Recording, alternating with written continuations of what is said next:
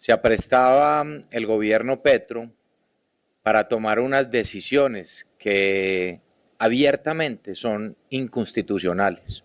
Así por lo menos lo consideramos nosotros. El gobierno Petro, el 22 de diciembre del 2025, justo en la fecha en la que las familias se preparaban para celebrar la Navidad, bajo una supuesta crisis, decreta una emergencia económica que lo habilita a emitir leyes sin pasar por el Congreso. En silencio, aprovechando las vacaciones de fin de año y el clima de Navidad, el gobierno de Gustavo Petro tomó una de las decisiones más polémicas y graves de su mandato. El 22 de diciembre de 2025, bajo el argumento de una supuesta crisis económica, decretó una emergencia económica que le permitió legislar sin pasar por el Congreso. Una medida excepcional, usada esta vez no por un hecho imprevisible, sino para corregir un desorden creado por el propio gobierno. La excusa: déficit fiscal, salud, seguridad, desastres naturales y pagos judiciales. La realidad: problemas conocidos, advertidos y acumulados por más de 3 años de desgobierno. Con esa declaratoria, el Ejecutivo abrió la puerta para imponer por decreto lo que ya había perdido en democracia: una reforma tributaria que el Congreso le había negado. El 29 de diciembre, en pleno receso institucional, llegó el decretazo. Desde el 1 de enero los colombianos empezaron a pagar nuevos impuestos, aumentos de IVA y cargas directas al patrimonio, todo sustentado en una emergencia cuya legalidad hoy está seriamente cuestionada. Por eso, la alcaldía de Medellín radicó ante la Corte Constitucional una solicitud urgente para frenar estos decretos. El debate ya no es político, es constitucional. Y lo que está en juego no es un impuesto, sino el respeto a la democracia y la separación de poderes. Y su excusa es el déficit y la crisis que él mismo creó. Los argumentos para declarar la emergencia económica no tienen nada que ver con una emergencia económica. Son fruto de su desgobierno y no cumple además los requisitos que ordena la Constitución en una situación excepcional e imprevisible. Algunos de los argumentos del decreto de emergencia económica son los siguientes. El primero, un cumplimiento del auto de la Corte Constitucional relacionado con la UPC de salud, que es la unidad de pago por capitación. El gobierno Petro esgrime que una de las razones para declarar la emergencia económica es justamente dar cumplimiento a un auto de la Corte Constitucional frente a la UPC que él mismo ha incumplido durante más de 3 años de gobierno. Hoy el problema ya no es solo un decreto polémico, sino un desacato abierto a la Constitución.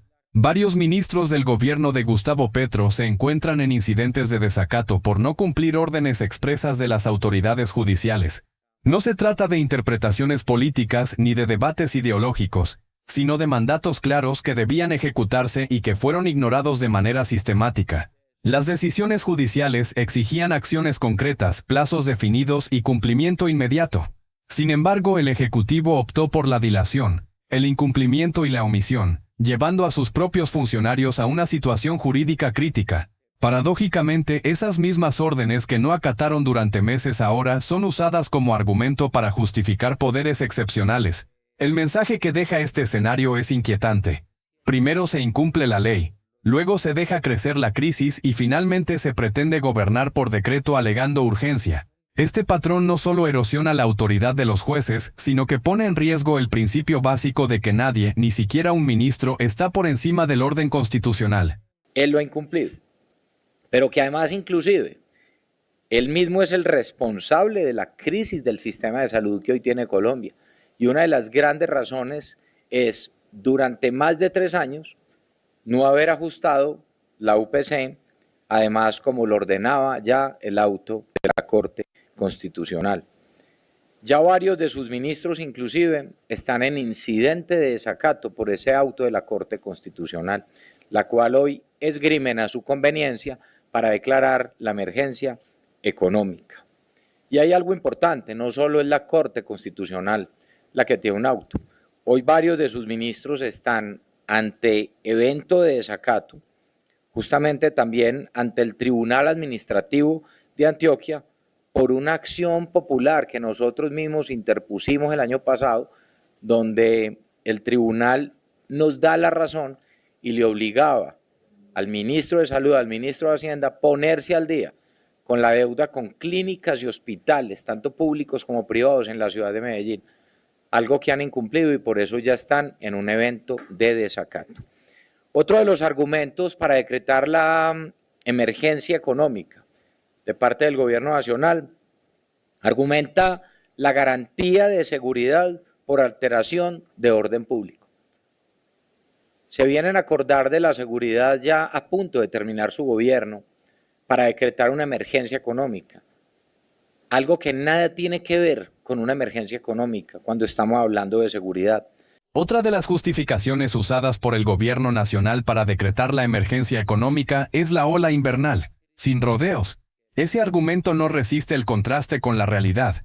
Mientras se habla de lluvias, riesgos y desastres naturales, a Antioquia no le ha llegado un solo peso destinado a atender esas emergencias, ni recursos oportunos, ni giros efectivos, ni apoyo real para enfrentar los impactos que año tras año golpean a los municipios. El discurso oficial plantea una urgencia climática, pero en el territorio la respuesta ha sido inexistente. Las ciudades han tenido que enfrentar inundaciones, derrumbes y afectaciones con recursos propios, sin respaldo de la nación. Incluso la entidad encargada de gestionar estos riesgos ha reconocido públicamente que no cuenta con el dinero necesario para responder, lo que deja en evidencia una falla estructural, no una situación súbita o imprevisible. Usar la ola invernal como excusa para concentrar poder y legislar por decreto resulta como mínimo contradictorio. No se puede invocar una emergencia cuando los fondos nunca llegaron, cuando la atención no se ejecutó y cuando los problemas eran conocidos desde mucho antes. Aquí no hay sorpresa climática.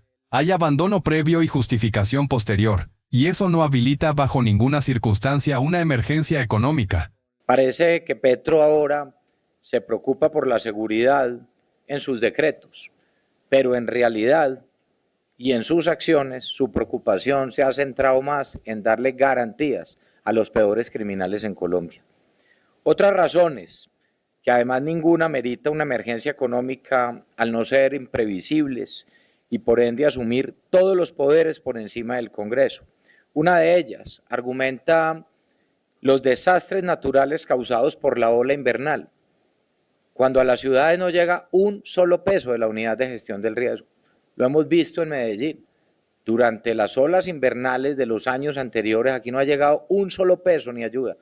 Y ahora sí se acuerdan que deben alimentar el fondo de la unidad de gestión del riesgo, cuando su propio director ha dicho inclusive que no le han pasado un solo peso y que Colombia no está preparada para atender los riesgos justamente que ha tenido y menos con la ola invernal actual.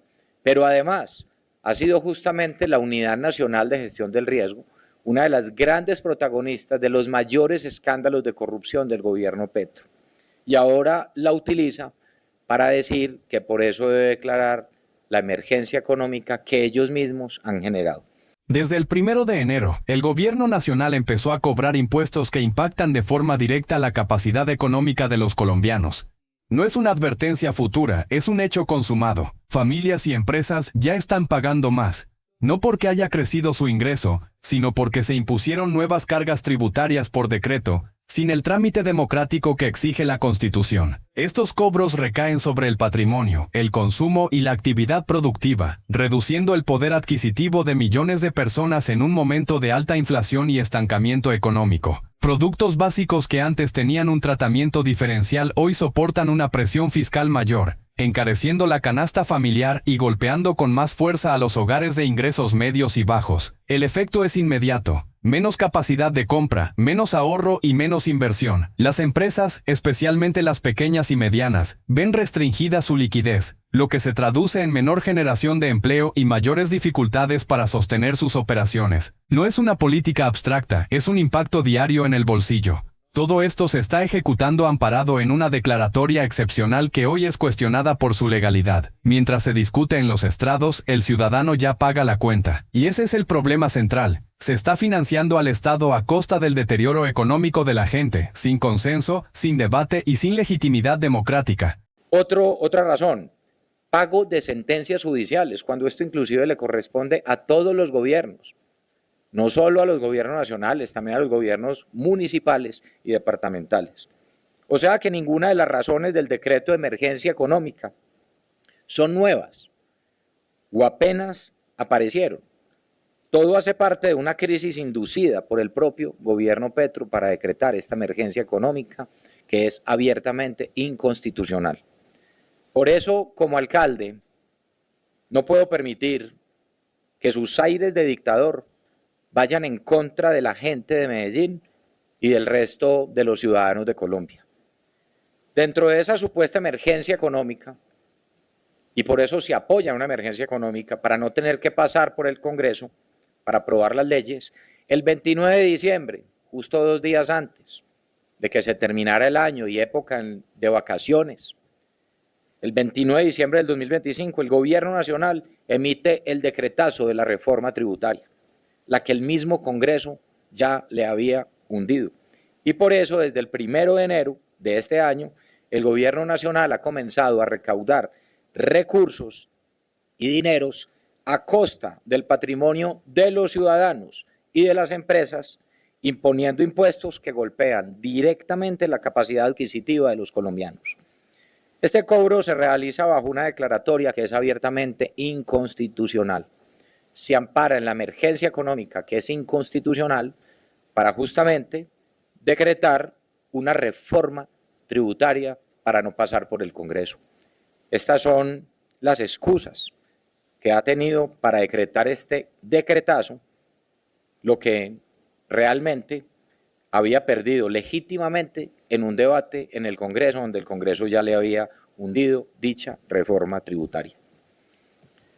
Ante esta situación, y una vez ya, el día de hoy que regresó la Corte Constitucional a sesionar, como alcalde le he pedido y le pido a los magistrados y magistradas de la Corte Constitucional que frenen ya este decreto en el que el Gobierno Nacional nos quiere gobernar, por excepción, lo que perdió en democracia.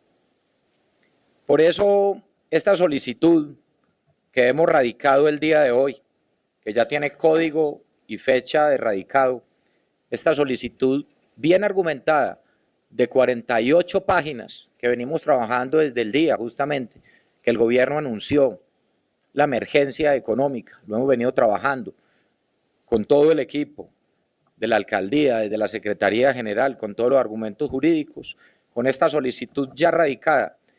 El día de hoy, nosotros le estamos pidiendo a los magistrados y magistradas de la Corte Constitucional que esta solicitud se centre en una medida cautelar de urgencia, entendiendo que apenas la Corte Constitucional empieza a sesionar el día de hoy, martes 13 de enero, y que mientras toma una decisión de fondo, que debe ser declarar inconstitucional este decreto, he pedido que se suspenda de manera inmediata para proteger a los ciudadanos. O sea, que mientras la Corte analiza los argumentos de fondo, donde debe declarar abiertamente inconstitucional el decreto de la emergencia económica y por ende el decreto de reforma tributaria impuesto por el gobierno sin pasar por el Congreso, que mientras eso ocurra, por eso radicamos esta medida cautelar para que de manera urgente se suspendan provisionalmente los efectos de dicho decreto de emergencia económica, pero lo que tiene que ver también con el decreto de reforma tributaria. Lo verdaderamente grave de todo esto no es un decreto específico ni una discusión técnica sobre impuestos. Lo que inquieta es la normalización del poder sin límites. Cuando un gobierno comienza a justificar decisiones extraordinarias para resolver problemas ordinarios, el riesgo ya no es económico, es institucional. La democracia no se erosiona de un día para otro, se desgasta cuando el Ejecutivo se acostumbra a saltarse los contrapesos y a presentar el incumplimiento como una virtud. Cuando gobernar por excepción se vuelve costumbre, el mensaje es claro. La ley estorba si no se alinea con la voluntad del poder. Aquí no hay sorpresa ni improvisación del destino. Hay una narrativa construida para convencer al país de que la urgencia lo justifica todo, incluso pasar por encima del Congreso y poner a los ciudadanos a pagar la factura. Y cuando eso ocurre, el problema deja de ser ideológico, se convierte en un precedente peligroso para cualquiera que venga después. Las crisis no pueden ser excusas permanentes, ni los decretos sustitutos de la democracia. Un Estado que se financia debilitando la capacidad económica de su gente no está resolviendo nada, está aplazando el colapso. Y un poder que no acepta límites termina desconectándose de la realidad que dice representar. Por eso este debate no es de bandos ni de simpatías políticas. Es una discusión sobre hasta dónde se permite que el poder avance cuando no encuentra resistencia. En una democracia madura, gobernar no es imponer, es convencer. Y cuando se deja de convencer, lo que queda es la fuerza. Ahí es donde el país debe decidir si guarda silencio o pone un límite. Lo que está en juego no es una reforma ni un decreto aislado. Es el respeto por las reglas básicas de la democracia. Cuando el poder gobierna por excepción, el daño no es solo económico, es institucional. Nadie puede estar por encima de la Constitución. Si este contenido te aporta claridad, suscríbete, comparte este video y deja tu mensaje en los comentarios. La discusión pública es clave para que el poder tenga límites y la democracia se defienda entre todos.